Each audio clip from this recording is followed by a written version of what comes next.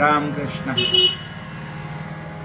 आज या ठिकाणी श्रीकृष्ण म्युझिक मेकर्स गडिंग्लज 98 23 13 44 42 या ठिकाणी काळी 1 टीप, पांढरी 2 टीप, काळी 2 टीप, पांढरी 3 टीप, काळी 3 टीप पण तयार होत आहे.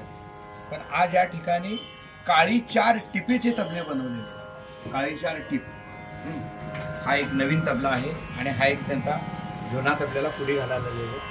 याचा थोडासा तुम्हाला जरासा आवाज दाखवतो.